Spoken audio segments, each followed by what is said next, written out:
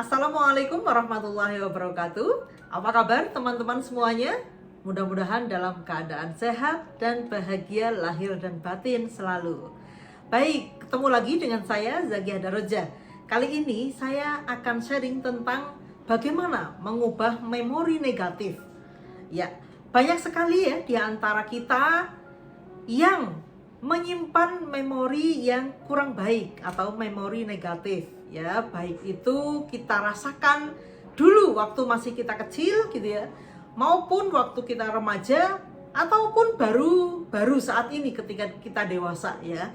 Kita banyak sekali menyimpan memori-memori yang negatif, memori-memori yang menyakitkan, memori-memori yang tidak baik, yang membuat kita merasakan dulu gitu ya, sakit hati, dendam, atau apapun ya, yang itu adalah negatif. Nah, kebanyakan kita mungkin ya itu mempertahankan memori itu ya. Mungkin dulu dimarahin orang tuanya, dimarahin gurunya, dibully oleh teman-temannya ya, tidak dianggap oleh lingkungannya, atau mungkin mendapatkan pelecehan, atau mungkin mendapatkan perilaku-perilaku yang tidak adil, dan banyak sekali ya, yang itu biasanya akan direkam di dalam tubuh kita, di dalam memori kita. Nah, memori-memori negatif itu ya akan sangat berdampak kepada keputusan kita ya, kepada perilaku kita, kepada sikap kita ya. Nah, ini tuh akan mempengaruhi. Mungkin kita tidak merasakan ya, oh kayaknya kita memilih A, memilih B, itu atas dasar keputusan sadar. Tapi ternyata banyak sekali keputusan-keputusan yang kita ambil itu atas dasar perintah dari bawah sadar kita gitu ya, yang itu bisa juga diintimidasi ya oleh si memori negatif tadi. Sebenarnya niatnya baik ya, memori negatif itu niatnya baik agar kita tidak merasakan sakit yang sama gitu ya, agar kita tidak merasakan perasaan ataupun emosi yang tidak enak yang bikin kita tuh menderita gitu. Itu pesan dari si memori bawah sadar yang negatif itu sebenarnya itu.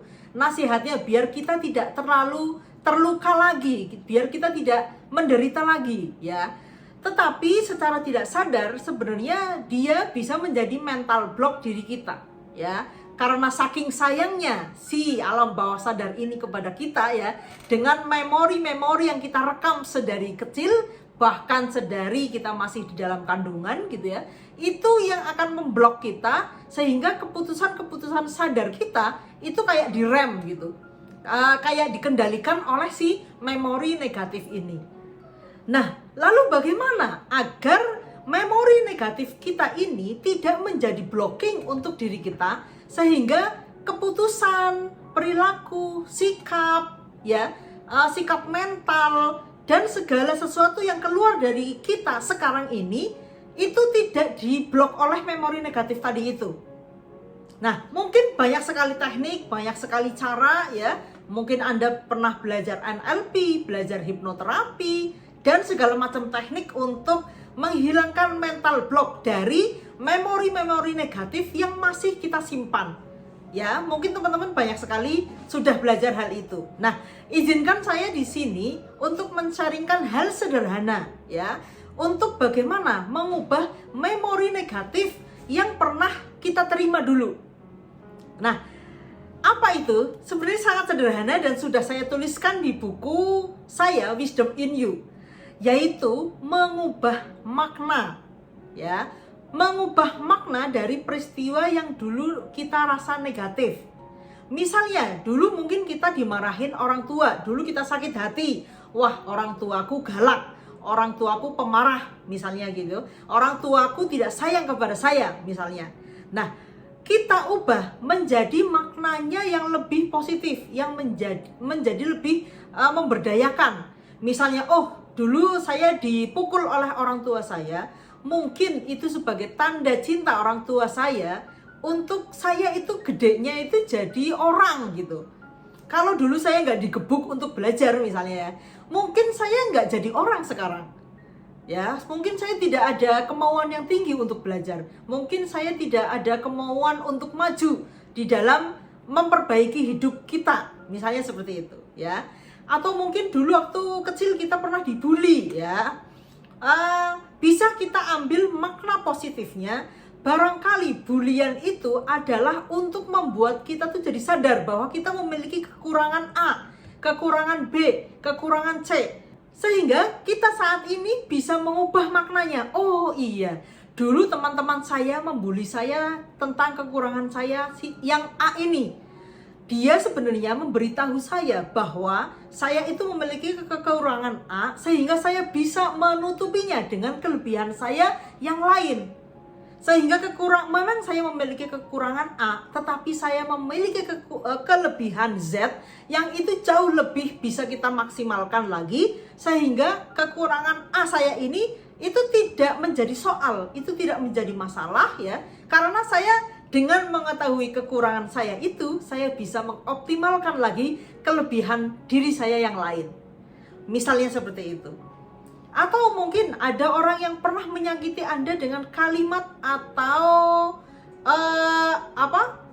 ucapan yang sangat menyakitkan. Ya, memang ada pepatah mengatakan lebih tajam lidah daripada pisau gitu ya. Mungkin pisau sekali beset gitu, 1 hari 2 hari lukanya sembuh. Tetapi yang namanya lidah bisa bertahun-tahun membuat luka di dalam batin kita nggak sembuh-sembuh, ya kan?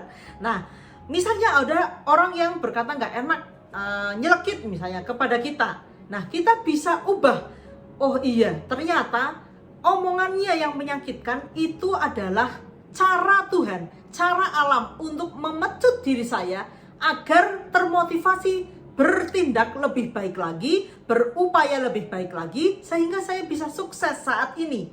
Ketika tidak ada omongan yang menyakitkan, saya nggak ada pecutnya, saya nggak termotivasi untuk berupaya lebih keras, mungkin saya tidak akan menjadi yang seperti sekarang ini. Nah, mungkin itu contoh-contoh yang bisa kita upayakan gitu ya, untuk mengambil makna lain dari peristiwa yang negatif, yang membuat memori kita tuh menyimpannya begitu lama gitu ya. Sehingga peristiwa yang dulu menyakitkan bisa kita ubah maknanya menjadi positif, sehingga tidak ada lagi memori yang negatif. Semua peristiwa-peristiwa yang menurut kita negatif dulu, kita udah ubah bahwa itu adalah sesuatu yang sebenarnya positif, sesuatu yang sebenarnya bermanfaat untuk kita, untuk membuat kita menjadi orang yang lebih baik lagi. Sehingga apa yang tadinya memblocking kita itu lama-lama akan memudar, karena kita sudah bisa memberikan makna kepada setiap peristiwa yang negatif menjadi memiliki makna yang positif. Ya, mungkin itu saja yang bisa saya sharingkan ya, bagaimana membuang atau mengubah memori yang negatif menjadi netral atau menjadi positif gitu. Nah, ini juga bisa untuk mengubah mental block yang ada di dalam diri kita. Ya, waktu itu ada yang bertanya kepada saya bagaimana mengubah mental block. Ini salah satunya, yaitu dengan cara mengubah makna dari peristiwa yang membuat kita dulu ya merasa sakit dan kita pendam di dalam memori bawah sadar kita, yang itu akhirnya menjadi blocking untuk diri kita. Mudah-mudahan dengan kita bisa mengambil makna yang positif, peristiwa-peristiwa dahulu yang mungkin membuat kita sakit ya, itu lama-lama akan kita berikan pelajaran atau kita mengambil pelajaran darinya dengan sesuatu yang positif. Terima kasih atas perhatiannya. Sampai ketemu di video lainnya. Wassalamualaikum warahmatullahi wabarakatuh.